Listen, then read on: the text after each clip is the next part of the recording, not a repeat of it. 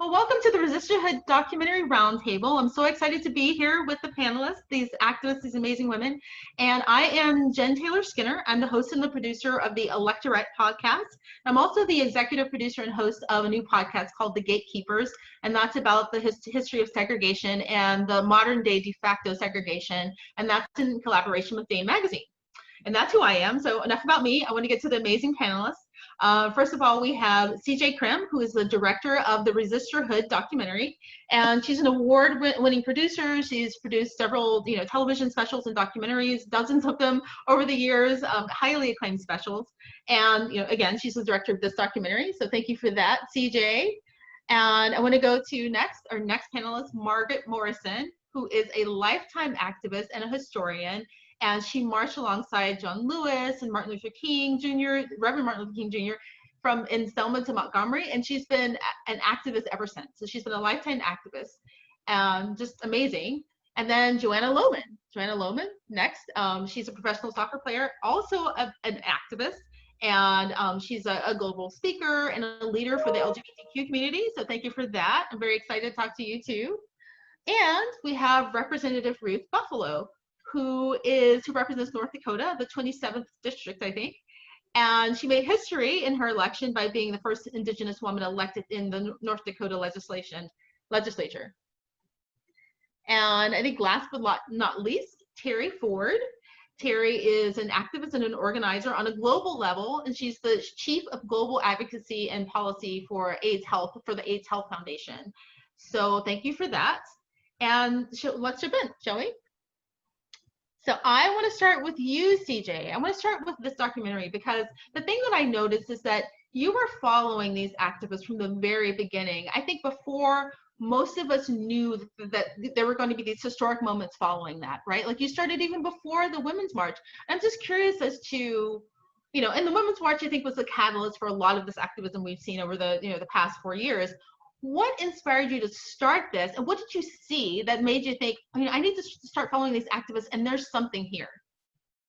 Well, I guess a few things. One, and I'm sure we probably all kind of felt the rug had just been pulled out from under us after the 2016 election. And I just remember walking around and there was just this sense of unease, and people were just, just didn't know which direction to turn. And so I really thought, boy, I need to start recording this. I don't know what I'll ever do with it, but I need to record what is happening right now.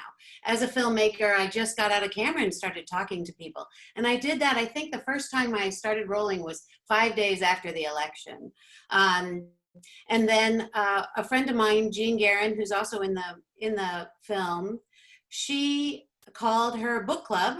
There were 8 of us. I was in her book club, and she said, we have to do something. She was feeling the same thing that I was feeling, and called the book club together. And I told her, I'm going to bring my camera because, women are becoming active, and I wanted to record it. So I started, I filmed the first meeting of her organization that went from the 8-member book club up to over 400 members. And that happened 1 week after the election. So it really did start early. And so I was shooting quite a bit. Then this thing came along called the Women's March. And that's what really catalyzed it. Women were really feeling like we cannot be silent anymore. To have a misogynist like this get elected over an incredibly qualified woman was just, I think it was too much for most of us. And there were 7 million people around the world who on the day after his inauguration came together to say, this is not who we believe represents us, and we're going to make our voices heard. Right, no, you're absolutely right. I can't think of how many women I've talked to who've said they were just kind of in a fog and they just didn't know what to do. And a lot of them it drove them to that first march, including myself. And the way that the documentary is organized, you kind of count up through the days of the administration, day 100 and, day 452. And that must have just been emotionally exhausting because, you chronicle all of this, these moments of kind of national trauma. Why did you think it was important to chronicle that? Well, it's so interesting, and we chronicled what was affecting the people within the documentary. We don't go into Russia. There's so many things, so many more things we could have had in the documentary if we wanted it to be a week and a half long. But the really important thing, you're right, it was difficult, and there's just one thing after another. And it was very hard, and some things we left out because it would, we'd have to put it in between some other things that were happening. And but the reason we had to really keep those dates going and keep reminding people of these things that are happening, we can't forget there are 1,000 cuts that we have been through under this administration. This is not normal. What is happening, what's been happening for almost 4 years now, and we cannot forget. And I think when you watch the film, we've forgotten so much of what has happened because every day there's something new. And that's all part of the plan, I think. So one thing this documentary does is it brings that back in front of you and says, remember this, remember this, remember this, remember this, and it just keeps going. Right, you're absolutely right. That's the sense that I got when I was watching it, because I think we talked about this offline, but each time we had these moments, like I covered it on my podcast, and watching your documentary, it took me back to those emotions, back to the Brett Kavanaugh, hearings, and, back to the Women's March, and back to the March, March for Our Lives, all of those moments. And you're right, we have a tendency, I think when you're in the cycle of trauma over and over again, you just have a tendency to go on to the next thing, and you just kind of like, you don't forget about it, but you forget that feeling of trauma kind of leaves you, right? And so I think it's really, really important that you've done that. But if I could go to you next, Terri, because something that CJ mentioned was that when the Women's March happened, and you can see this in some of the other marches that have happened over the past 3.5 years, that the world was kind of involved. Like, I'm just, as a global activist, what was the sense that you got around the world, people that internationally, about what was happening in America and what drove them into the streets? Yeah, I mean, I work in like 45 countries, and they were just in shock, about Trump. Everybody thought it was going to be Hillary, and we run what's called Girls Act, girls empowerment programs in so many of the countries, and they were so looking. These young girls in Africa, in Asia, Latin America, were so looking for the first woman president of the United States. They thought it was done, right? And shock. So we happen to have several of our women leaders from Africa, young women leaders in New York at the time. So we all went to Washington, and they were all there for the March on Washington, about 5 of them with us. So we all got to participate. And, around the world, women suffer all kinds of discrimination in ways that we're not used to in the United States. We do suffer here, but not like in some countries.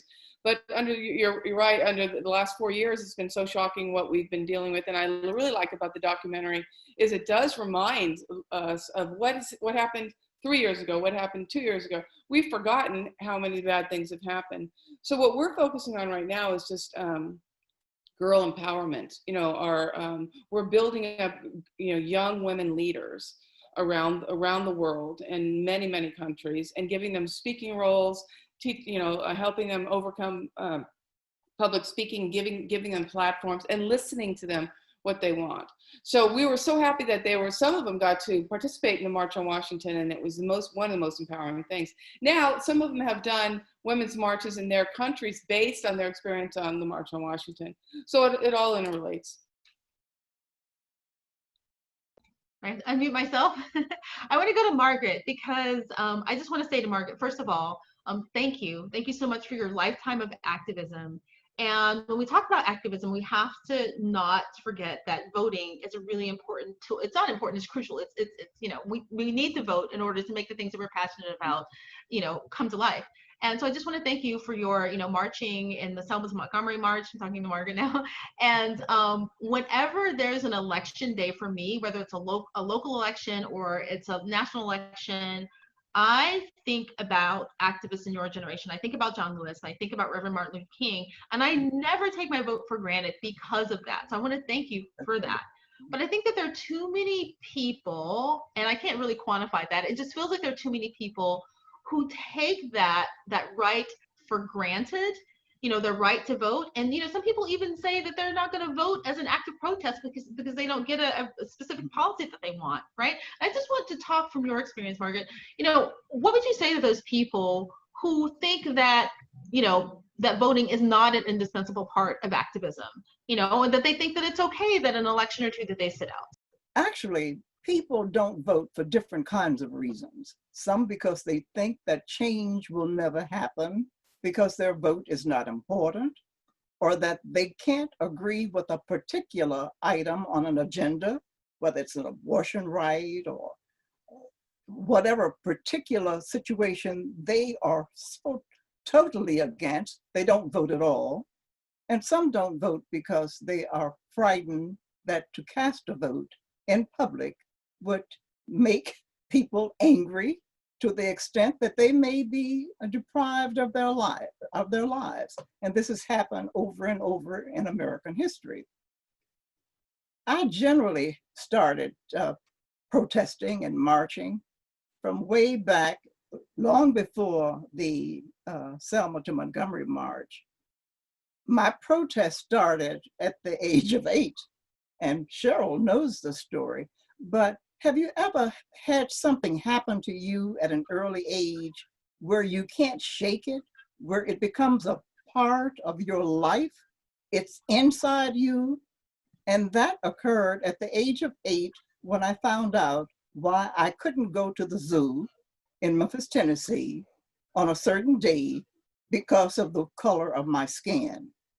And I never knew about Jim Crow laws, but on that day when I slipped from school because I wanted to go to the zoo, my mother had to explain to me why I could not, why she would not let her daughters go, because if we couldn't go on any day, we couldn't go at all.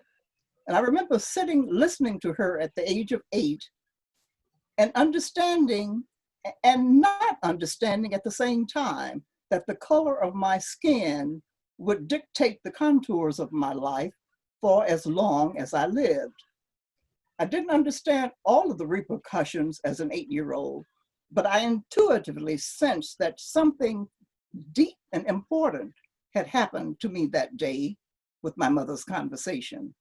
And incidentally, I've never been to the Memphis Zoo, so I call that as the longest standing boycott against an oppressive situation ever. But jumping back to 1963, on Bloody Sunday, I saw John Lewis and a group of others just being beaten, water hose, dogs put on them. And I sat there, I was living in Chicago at the time, and said, well, this is the chance for me to put my body on the line. Somebody has to do something. And if I won't be able to do it all by myself, but if enough of one after one after one join the group, something has to happen. And I did not do the entire march. I was there the early morning of the last day, but it's a situation and a feeling and an emotion that has never left me. And probably from that day on, I decided that wherever there was a protest or a march where my body could be an effective force to add to the group of like-minded people who were marching for the same ideals I was marching for, I was willing to do that, which led me then to begin to write, well, political messages to my immediate family that eventually expanded to friends, so that on every occasion, probably more than 2 decades, whenever I write a letter, it's political. I make sure that if a niece or a nephew or a cousin is reaching the age of 18, they know well in advance what they must do if they want to please not just me and their parents, but you go back and I explain to them what history has taught me from 1619 up to 2020. And so they are well versed on why a person must vote, what a Black American has done, how they have died, how they have been hung, how they've been crucified over the years. And to not vote is really a sin against anything that is good in life. And that brings me up to today. I wish I could have been at the march in DC today, the 57th anniversary of the March on Washington. Unfortunately, I was not able to be there. I would have canceled your meeting in order to be there if I could have. Sorry to say. Well, that's more important. But yeah, I mean, the march in Washington would be Right. Yeah. important, right? But I just have to say that touches me on so many levels, because I grew up in Memphis.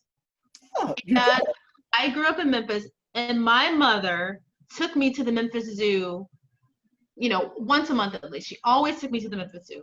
And, I know that with recreational spaces and with zoos and amusement parks and parks, that Black children were not allowed. And that was really heart-wrenching for a lot of children. And I've read stories where, and a lot of people don't know this part of history, where Reverend Martin Luther King, I think it was in his letter from the Birmingham jail, he talked about his daughter wanting to go to Funtown, which is an amusement park, right? And she couldn't. He had to have that same conversation with her that your mother had with him. And that drove his activism too. And that's just a comment. That isn't a question. That's just a comment. Right. So I want to go to Joanna, if I can get my questions back here. Go to Joanna, speaking of parents and speaking of family and the role that they have in your activism. And thank you, Margaret, by the way. Thank you for sharing that. Because your parents in the documentary, they're lovely, by the way. You have the nicest, sweetest parents. And I remember they said something, and your mother, she's just so sweet. It's like, it looks like she can bake you nice things. I don't know. She does. She makes amazing cookies. She said that when you came out, that they were really great about it, but they were also afraid for you, right? Right. And I think that was before you got really deeply into activism, right? And I just want you to talk about being an activist, and then also being in this role that you have as an activist for the LGBTQ community. Your identity in itself puts you at greater harm. And just being an activist, especially now, like we've seen the progression of activism from the Women's March, which you start with in the documentary, to now where it's really not very safe to be an activist, right? So just talk about that, about your safety and how you feel around that. Yeah, and thank you for the nice comments about my mother. I was really happy with how candid she was about her feelings with me coming out. And I think as a parent, naturally you want to protect your child. You want to keep them safe from harm. And your first thought when a child comes out is that their life is, one, going to be more difficult, and two, more dangerous. So that's the immediate feeling that you have. And what you really have to tell your parents is that my life is more dangerous living as a secret than it is to be living in my truth. Which is something that she's learned over the years, and something that she's had to accept. And of course, being an activist now does come with its dangers. And when we do March on Washington, and the march previously after George Floyd, and the Women's March, as much as it is scary, I feel like with so many people there, and we're all so united against a certain cause, it's very uplifting. You have so much adrenaline that you tend to just forget what the dangers are, because you realize what the benefits are and will be. And that really overcomes the fear that I have. And a lot of my activism is just living authentically and living a genuine and honest life. And every single day just being proud of who I am. And that too also takes for me the sense of risk out of it, because it's just Joanna Lohman being the Rainbow Warrior. It doesn't seem like these huge, massive statements I'm making. It's just subtle, everyday lifestyle. And I think that's what is really powerful about everyone on this panel, is that we're just, every day we're living it. And what Margaret said was so powerful to me. And it's something that we face together every single day. And Terri, you're talking about your activism internationally. I was actually in Botswana when President Trump was elected. I was leading a youth sports program for all of young girls in Botswana. And so I went to sleep, I woke up, figured, and found out that Trump had won the presidency, and I felt like I was punched in the stomach. And it's just, we were all so shocked. And then to have to lead these young girls who had hope in a female president, it was so sad. And it was difficult to overcome. But then you realize each step that you take in your day, you're rising up, you're resisting to what that administration is truly doing to all of us. And I think that makes it easier. And I think that helps my mother to understand who I am and what I'm able to accomplish, because we're traveling all over the world, we're going all over the country, and we're just purely being ourselves. And it's just such a beautiful thing. I just want to follow up because I've been dying to ask you about this since it's been happening. So, because you're a professional soccer player, right? And what we're seeing right now with the NBA, the WNBA, and all the professional sports teams, they're making that connection between activism and professional sports, which seems natural to me. Like we've seen it, throughout the years, during the civil rights movement, at the Olympics.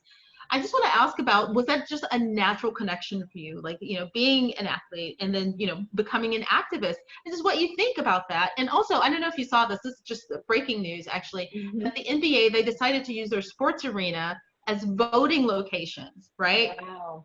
They just decided, so that's huge, right? And just talk about just the natural, I guess, the evolution from, being an athlete to being an activist. Yeah, it's really interesting because as an athlete, you do have a platform and people care about what you say, they care about what you think, and they care about what you do. And for so long we've heard, for instance, the NBA, just shut up and dribble, like things like that, where we don't care about how you feel socially. Your job is just to play your sport and to entertain people. And I think previously there has been a lot of dangers and risks. We've seen with Colin Kaepernick with his kneeling. You could be completely blackballed from your occupation. You could be left out of the NFL like Colin was.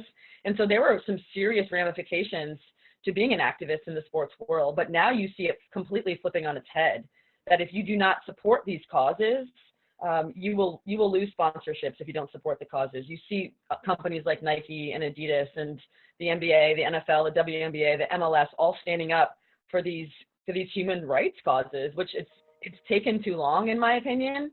But finally, I think the money behind sport is now behind the right side of this battle. And sadly, that's what it takes, is that it takes for the sponsors and the big money to finally switch over for, I would say, like the actual leagues to come to terms with this. But it's, sports legends have had such an influence throughout history in social activism.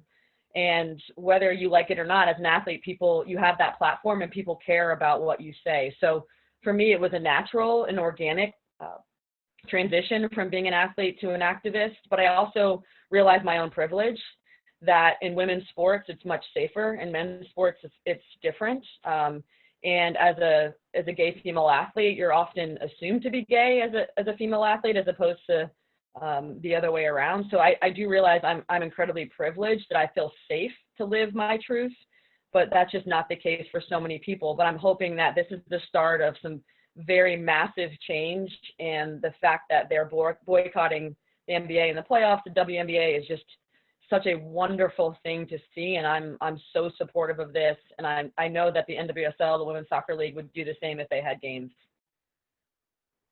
Excellent. So Ruth, I want to go to you about, I guess connecting what you do, right? You're representative for your state, and activism, right? Because I think that, were you a part of the wave election of 2018, or was it before that?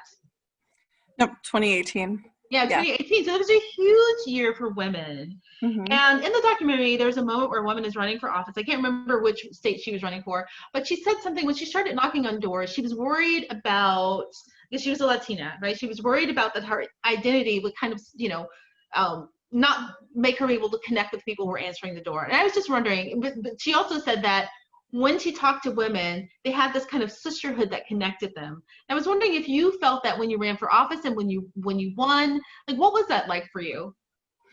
Yes, Madza Gidads, thank you in the Hidadza language for having me here with all of you wonderful women. So I am a citizen of the Mandan, Hidadza, and Arikara Nation here in North Dakota. I grew up on an Indian reservation in a small community called Mandaree, and that really shaped my worldview lens at a young age. So what everybody has shared so far has really resonated with me. When I was 10 years old, I had witnessed gaps within our healthcare system that needed to be fixed, and that just kind of led me on a path to make things better in our communities. So I mentioned my membership or citizenship of a federally recognized tribe because the Mandan, Hidatsa, and Arikara Nation are matriarchal, matrilineal people. And so as a young girl growing up, it was nothing out of the norm to see our women leaders out front. I grew up in a family of strong women, and we were, pretty much encouraged to take the lead, but also it just was something naturally ingrained in us as well. And so I ran for office for the first time in 2016 for insurance commissioner, alongside 2 other Native Americans. Both of them are from the Standing Rock area, or Standing Rock tribal community. And so it was such an interesting endeavor to embark on. I was finishing my last semester in grad school, and I remember having this thought of like, what's it going to take for things to change? Because what we were facing in our community of Fargo, North Dakota, as mothers, we organized a peaceful demonstration to counter an entertainer that was coming into our community who had a very, very derogatory platform against Native Americans. And so I remember thinking, like, I went through this as a kid, and I don't want my children to go through it. And if there's any window of opportunity to help protect our children, because we didn't want that rhetoric to trickle back into the classroom, and it's going to happen either way, but we thought as moms, if there's something that we can do within our reach, so that's what we did. And so the timing kind of led to me taking the plunge for running for office. Had I not been asked continuously, and even prior to that, years prior, I was asked, but I think the momentum at that point in time and trying to take a stand for my children really prompted me to take the dive in for running for office for the very first time. Because I think as women, we all know that we don't think we're qualified, or we don't think it's the right time. And so had that timing had not occurred in the way it did, I probably wouldn't have ran for office in 2016, and so I didn't win my race, but yes, there was so much support from women and from everyone. As a Native American woman here in North Dakota, we're the largest minority group. These are our homelands, but oftentimes our voice is completely left out of the conversation.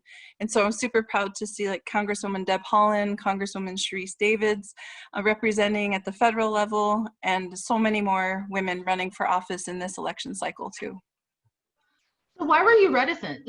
So you were an activist, you were really comfortable in that role. So why were you kind of reticent to go on to being a representative?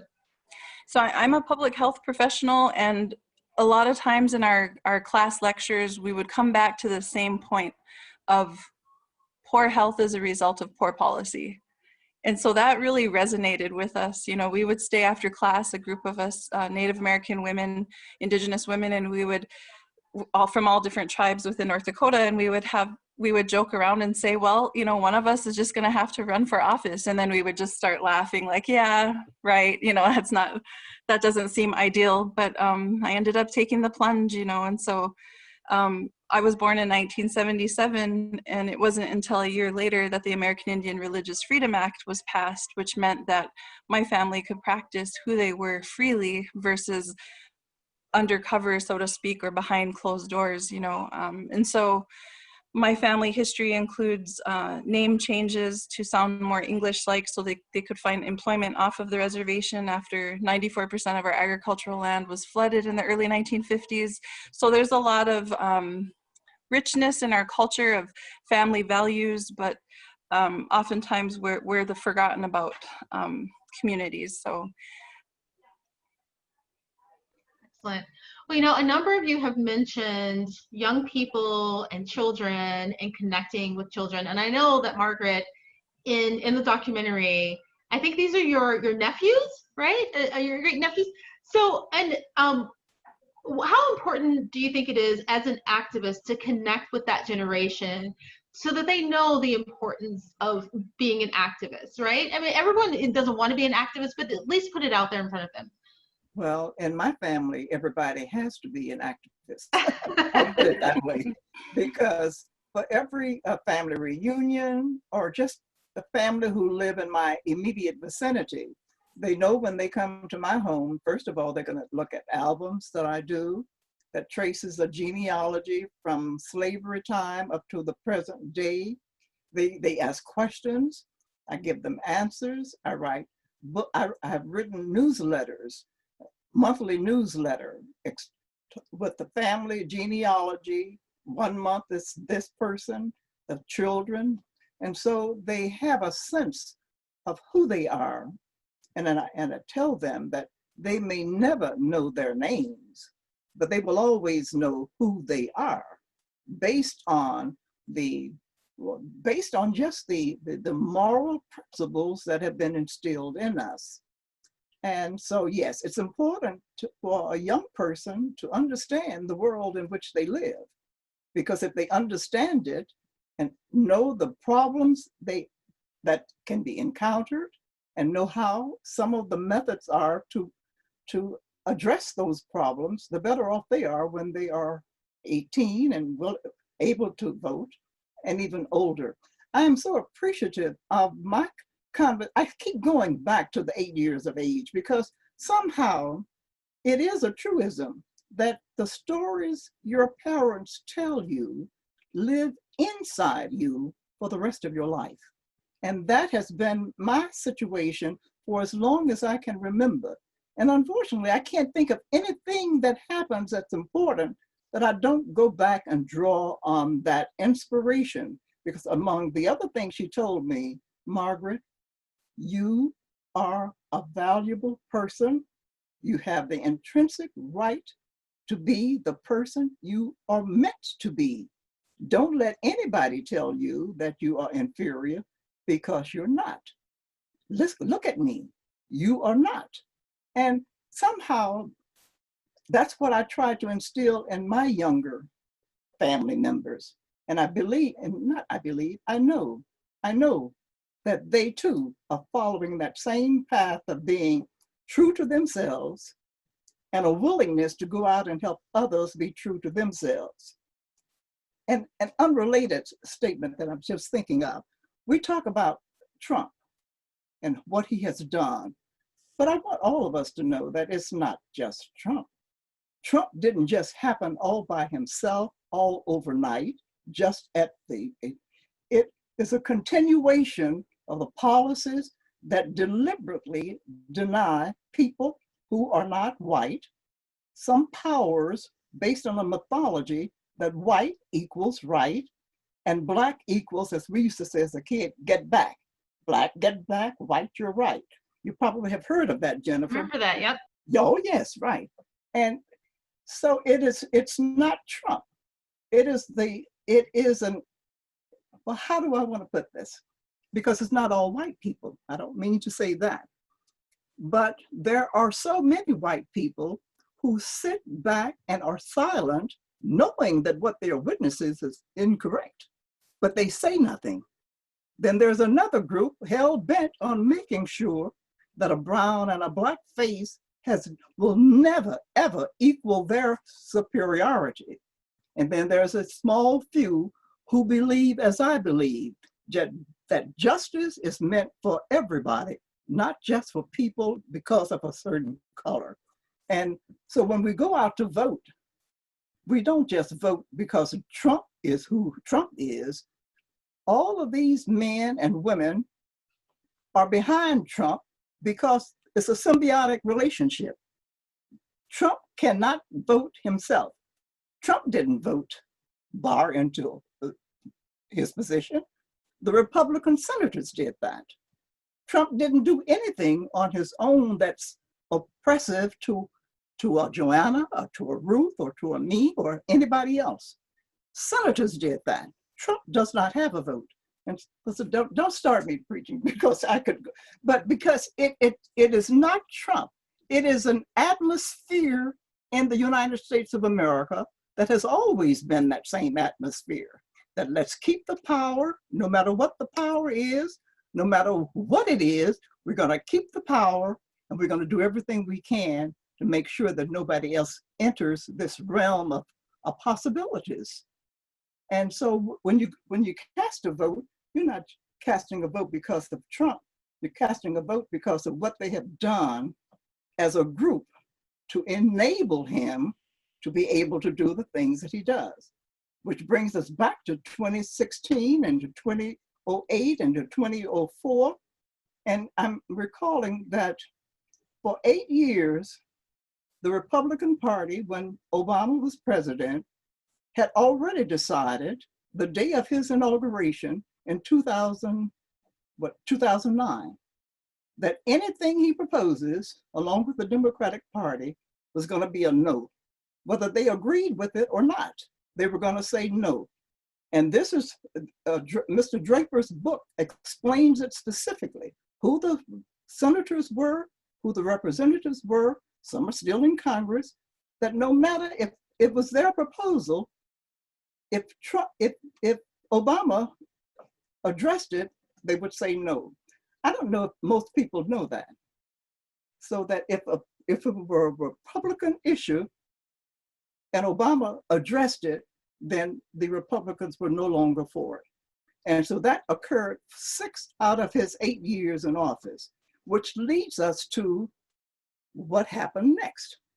The same people who were determined to get this Black man out of office and were surprised when he became the leader. And he became the leader not because of white America. White women didn't vote for him as a majority, neither time. White men didn't vote for him at either election, both times. 80% of white men voted against him. 52% of white women voted against him. Who voted for him? The minority party. And until we can get more white women and men to stand up for what we know is a correct procedure in treating another human being, we're going to be, no matter what we do, it's just going to be lost. That's how we lost the part of the Voting Rights Act of 1965. All of that bloodshed that was shed. And then they just stripped it. And to make it, the ironic thing about, the irony about it was that it was Selma, Alabama that caused the march from Selma to Montgomery. Yep. And it was Selma, Alabama versus Holder that gutted that amendment. It just doesn't make sense. But no, it's not just Trump. So when you go to vote and when you tell people to go to vote for people up and down the ballot that represents your interests in what America could be, because America really should be it. You're absolutely right. And I just want to just reiterate what you said about it's not just Trump. And what that means to me is that when you vote in November, you aren't just voting to get this administration out. You're voting for a better future. You're voting for, so we won't be here again in 4 years. We won't be here again in 8 years. You're voting for this idea of America that we've been working on for centuries. So you have to vote in November. You have to keep voting. You have to keep voting, right? Like and I think that's maybe possibly one of the mistakes we made when Obama was in office. We voted and we all felt comfortable. And, we didn't realize that whole platform that allowed Trump to ascend was still in place, right? So we have to vote. So that's just my statement, no question there. But I agree with you. But I want to talk about, again, because a number of you talked about young people and being influential to young people. And Terri, you talked about those young girls that were so disappointed in 2016. How do we get them? How do we get them back out there? How do we, because I know that, they're getting voices from everywhere. This cacophony of people saying like, you can't win, you can't do this, and women can't win, and here's your evidence. Like, how do we get them back out there to show them that they have political power? Yeah, no, thanks. First of all, I just want to say I'm honored to be on this panel with all of you, but especially Margaret. That just blew me away, and I just feel honored to even be on the same platform with Margaret. But I was actually lucky to be able to meet with John Lewis and Elijah Cummings over the past couple of years in my work. And John Lewis, in his office, which was a civil rights museum, his office, if anybody's been, incredible. And the whole notion when he passed away, and there was so much coverage of him, of getting into good trouble. Now, I think a lot of our young people never heard that before. Some didn't know who John Lewis was, which I was surprised about. But the getting into good trouble is a great, thing that we're using. And myself, I've been arrested a few times in my AIDS activism, and it's overcoming I had a fear of being arrested. I had a fear of going to jail, and overcoming that fear was so empowering. It's like when you overcome your fear of something like that, they can't stop you. They can't do anything to you. And of course, John Lewis is the epitome of that, 44 arrests. And so I was so impressed with him. But it's not about being arrested. You don't have to get arrested. It's about young people knowing, overcome your fear, stand up, whatever they do to you, you'll survive it, or maybe you won't. But I mean, it's not the end of the world. You have to overcome that. And my nieces and nephews, we were talking about our young, nieces and nephews. They grew up with Aunt Terry's great. Oh, Aunt Terry got arrested. And it was just a normal thing. They didn't faze them. They know good trouble, and so I think that's what we're instilling in these young girls. They don't need me to tell them how to get in good trouble. They're already ready. They're there. The young women around the world, and we had an incredible Girls Act event just recently in Cambodia. And I shared the pictures around with all these girls, socially distancing and the whole thing. And they all had their masks on, but they still did it. They still came together and are a team. They're not, they're supporting each other. That's what we have to do. Get into good trouble and support each other and speak up. That's great. Good trouble. Because kids like to get into trouble. And so if you give them permission to get into trouble, but it has to be good trouble, like, maybe he'll get somewhere. But I do want to talk about, and this is going to Ruth and to Joanna, about being a part. So women are marginalized generally. Like, we're all a part of a marginalized group. But when you start to add other layers to it, being a part of the LGBTQ community, or being a brown person, or being a Black person, like, again, you are at a greater level of risk than someone else, right? And so getting arrested is, I know John Lewis was arrested over 40 times, right? But how do you convince really young people that, because they may or may not be okay, if they get out there and they're activists? I don't know who wants to answer. Ruth, do you want to answer that? And Joanna, you next? Sure. The question was, how do we encourage young people to participate, but even though it might be dangerous, or? Right, exactly. And it's getting more dangerous, especially when you're, a Black or brown person, or you're part of a marginalized community, right? Right. I think in general, I'm discriminated against on a daily basis because of the color of my skin. And so is the members of my family. It doesn't matter that I'm an elected official here in North Dakota, or that I have 3 master's degrees, and that I'm educated, or that I worked hard. All that people see on the street in passing is a brown woman, and a lot of these stereotypes are still very prevalent. Stereotypes against Native Americans in North Dakota is still running rampant throughout our state, unfortunately. So it is a risk to stand up against injustice. Even just by speaking your truth, you can face repercussions, or backlash or retaliation if you don't align with a certain or fit a certain mold. And so I think that is a conversation that we have in my family, is personal safety. Because as a Native American woman legislator, I'm the first Democratic woman to be elected in the state of North Dakota to our state legislature, and I'm also Native American.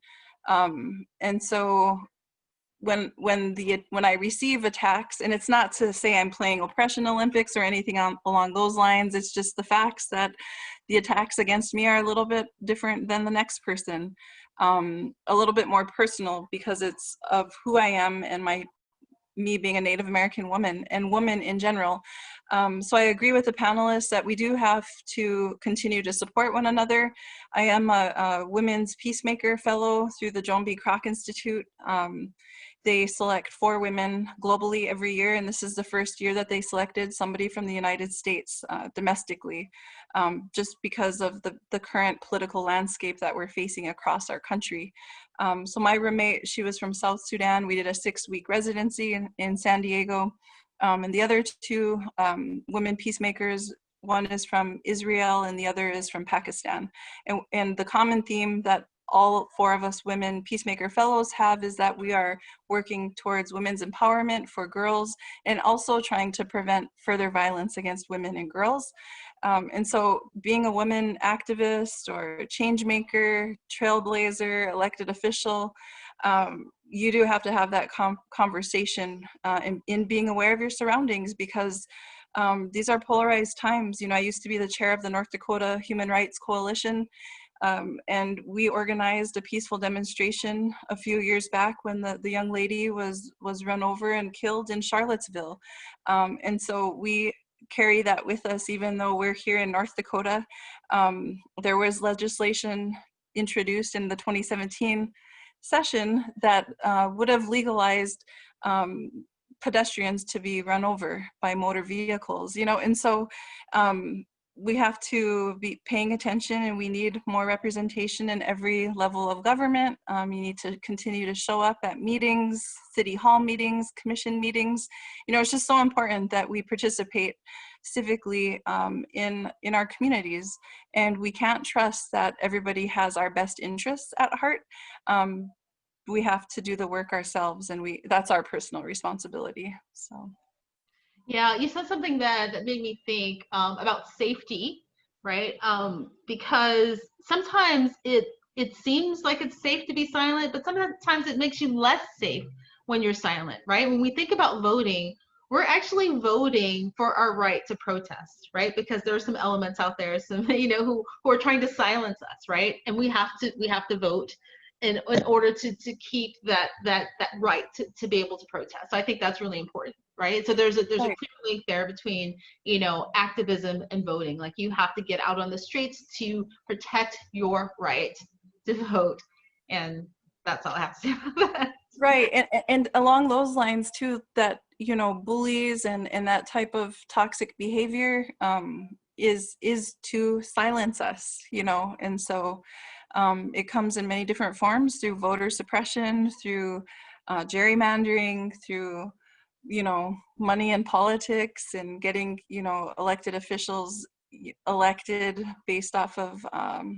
the money in politics. So there's so much work that needs to be done, but I totally agree with what you're saying.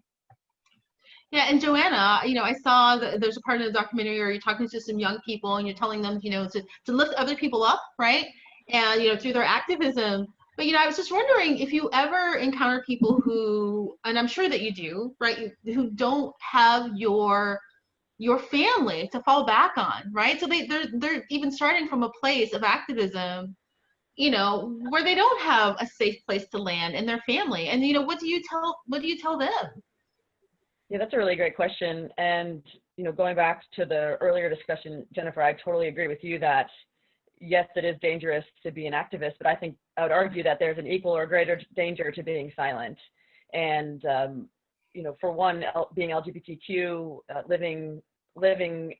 not living your truth could lead to suicide and, something that severe. And then you live in a society of injustice, right, where our voices are not heard if we stay silent. And you're right, there's so many young kids out there that don't have the support system to fall back on. And that's a really difficult thing. I have, many young adults that come to me and really know that they are LGBTQ and would like to come out, but really don't feel like they're going to have the support of their friends and family.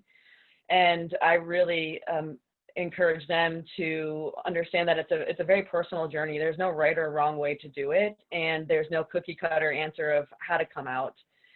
And it has to be, and I think you're reaching a point where you can't not say it, right? It just becomes so much of a part of who you are. It's part of your DNA, and it's in your bloodstream of, being LGBTQ, being an activist, standing up for injustice, that you get to a point where you can't not blurt it out, right? It's just, you have to do something. And I think every person has that, I would call it a breaking point, where there's no turning back, and you're almost willing to risk losing people in your life because you're doing the right thing, and you're doing the thing that really opens you up to the rest of the world. So my recommendation and my advice to them is to take your time and to really feel it out, and you'll know when the moment is to really to speak out and to say it to the world, because it's a very personal thing.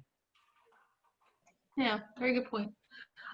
So back to the documentary, Margaret, because you said something, I'm trying to remember how you put it. You said something about, because you've been to all of these protests all over the years, starting in Selma, back then with John Lewis, and I saw that you were at, I think it was the Right to Unite protest, I think in DC, right, which was a right-wing protest. Yes. And I guess, yeah, my question is about that. You said that there's something different. First of all, I want to ask you about like what that was like. How do you let the fear recede? If you have, I have a feeling you're fearless anyway. But then you said something about this strain of resistance and this strain of activism feels different than it did in 1965 or 1964. And in what way does it feel different to you? Well, I do recall going to that march. In a sense, we were somewhat lucky because there were so few of the opposition who were brave enough to face those of us who were ready to put our bodies on the line for that. It was different, and it was actually, it's difficult to explain because although it was different, it was still the same. It was still the same of a group of people hell-bent on keeping you from your full citizenship in America. And it was different from the march from the Selma to Montgomery. It was different from, say, the Women's March. It was just a different vibration, a different feeling. I suppose it might have felt the same if I had been in Charlottesville. That's probably the closest I could come to how I would have viewed it, just with a sense of doom, a sense of just dreading to be a part of this human body, just dreading that there are so many people with so much evil in their lives. So the Women's March, the March on Washington, the Selma to Montgomery, are all so different in terms of how you feel. The Women's March, so uplifting, so joyful, so exciting, so marvelous to be there with all of these other fantastic people. And on the spot here, I'm going to add Ruth and Terri to the Resisterhood because you fit in with me and Joanna. You are our Resisterhood. So each march is different. And at the same time, the ultimate goal is still the same.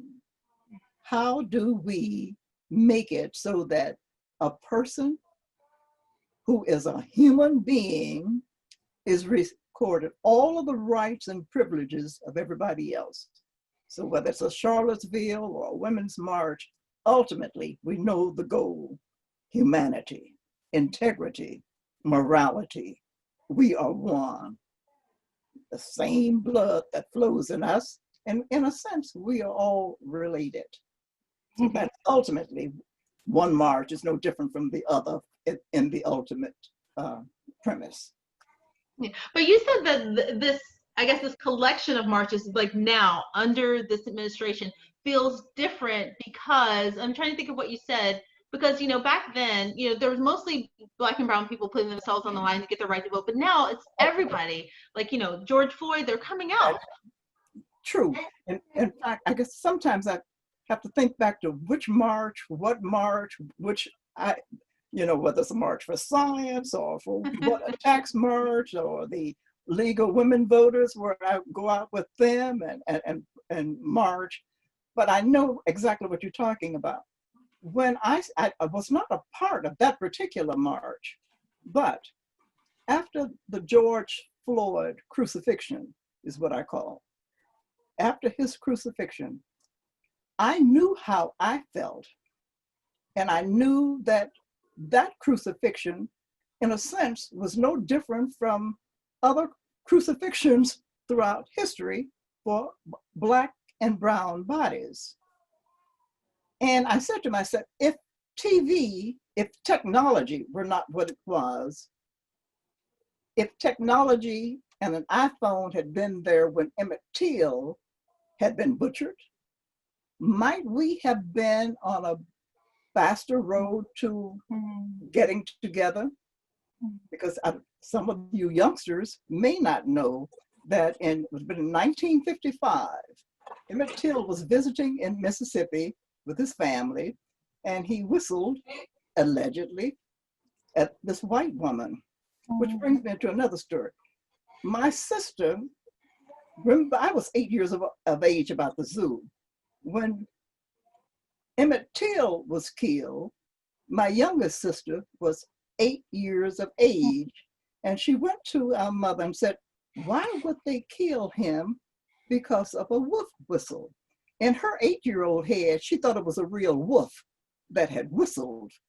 And so my mother gave her, years later, we're 11 years difference in age, the same conversation that she had with me. I thought it was amazing. I never knew that until speaking with my younger sister a number of years ago. She said that was the first time I knew that Blacks were different from whites, which is in my mind. But that brings, I'm losing my train of thought, back to the issue. When George Floyd was crucified, so many white people were at home. Black people already knew what the repercussions were. They knew about the lynchings. They knew about the hangings. They knew about the mutilation of bodies. They knew about the burned bodies. And they had seen pictures of white crowds with picnic baskets viewing this image of the, well, in the South, the blood under the magnolia trees.